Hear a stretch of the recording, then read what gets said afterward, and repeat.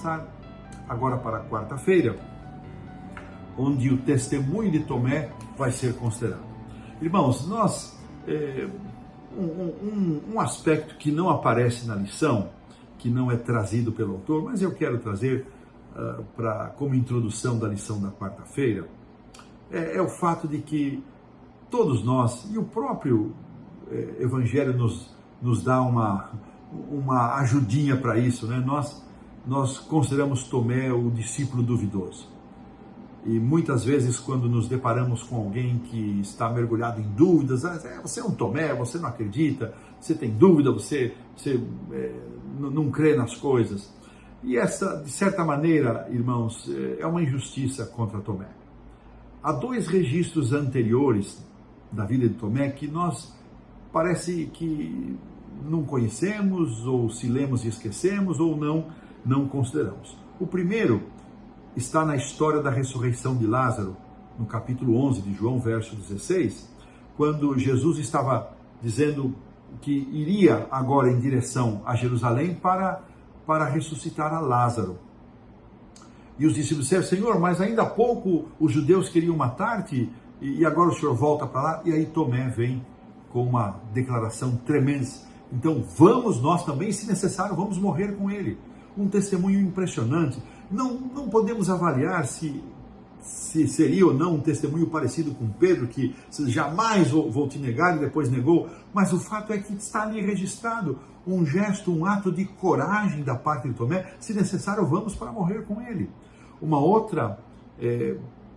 outro registro positivo de Tomé vai aparecer no capítulo 14, verso 5 de João, quando Jesus dizendo, olha, depois da linda promessa do não se turbe o vosso coração, Jesus diz, olha, eu estou indo, eu vou para um lugar onde vocês não podem ir. E Tomé disse, Senhor, mas como saber o caminho? E a esta pergunta de Tomé, feita com um coração sincero, então, primeiro item, coragem, segundo, sinceridade, Senhor, nós não sabemos o caminho, dá-nos a oportunidade de ouvir, ler e guardar no coração uma das declarações mais lindas de Jesus da série do Eu Sou. Eu sou o caminho, a verdade e a vida, ninguém vai ao Pai senão por mim. Que coisa linda, irmãos.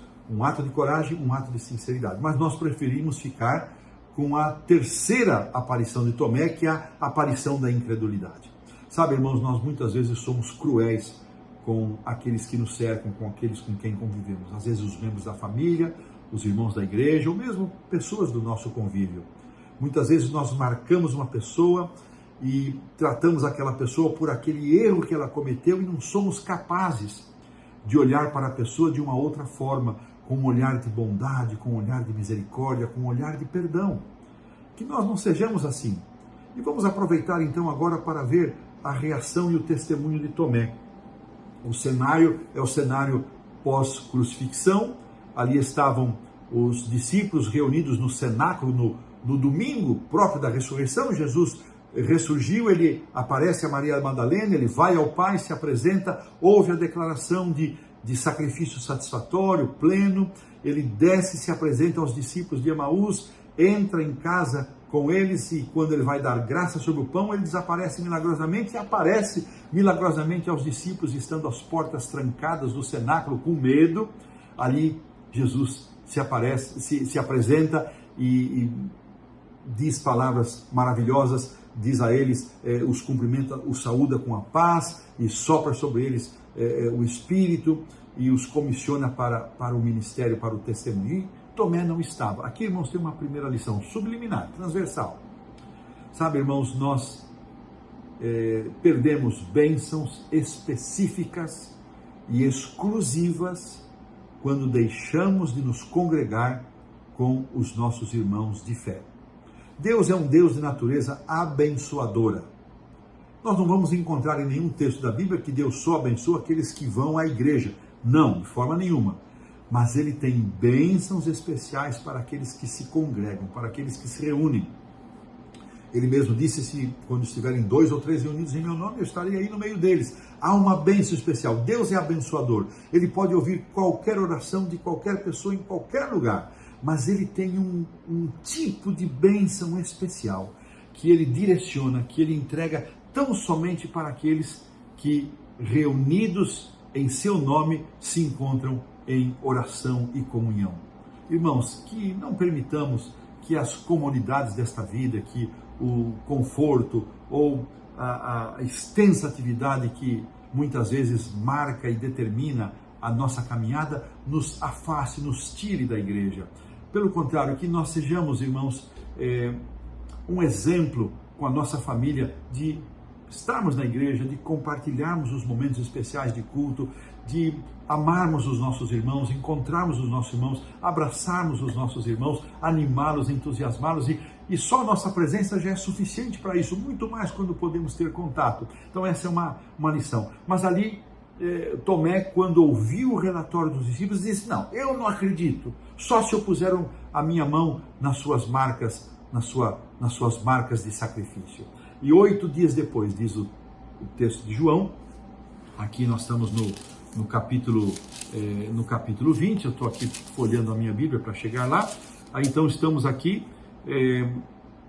ele disse, verso 25 do capítulo 20, se eu não vir nas suas mãos o sinal dos cravos, e ali não puser o meu dedo, e não puser a minha mão no seu lado, de modo algum acreditarei. Ele cravou, se eu não vir, se eu não puser a mão.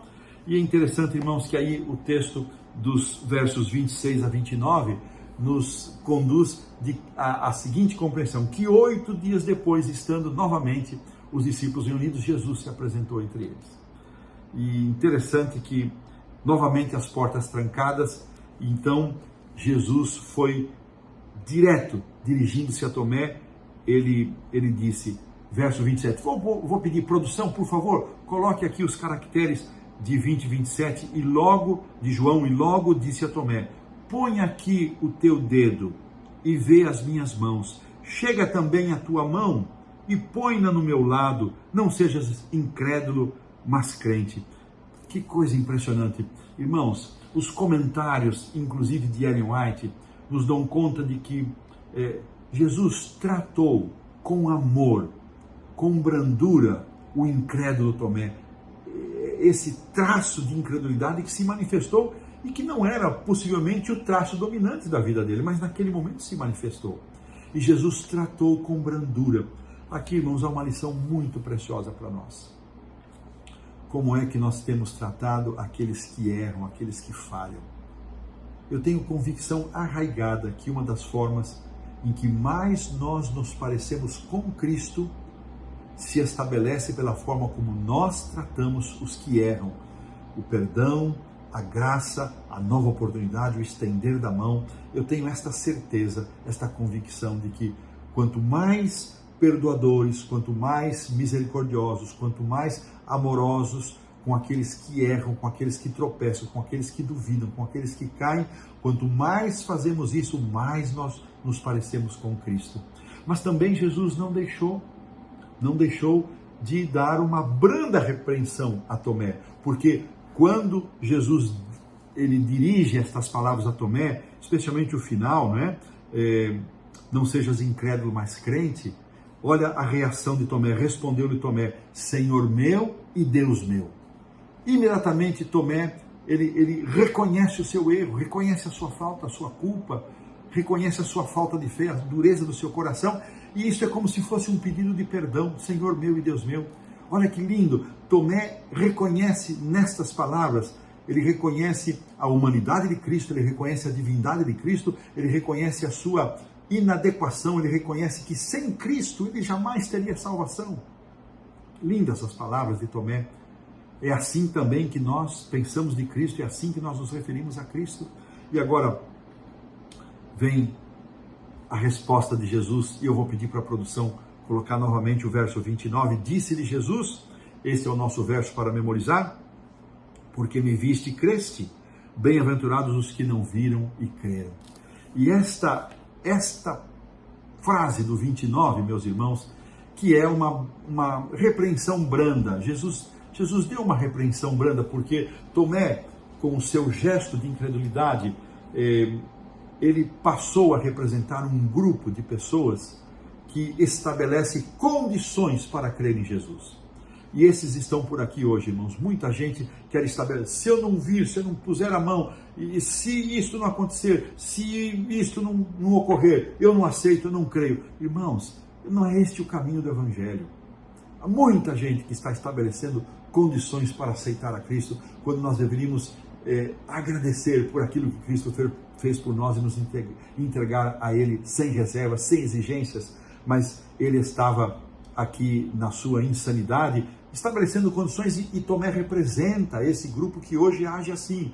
Tomé representa também aqueles que não têm uma compreensão espiritual das coisas de Deus, do reino de Cristo.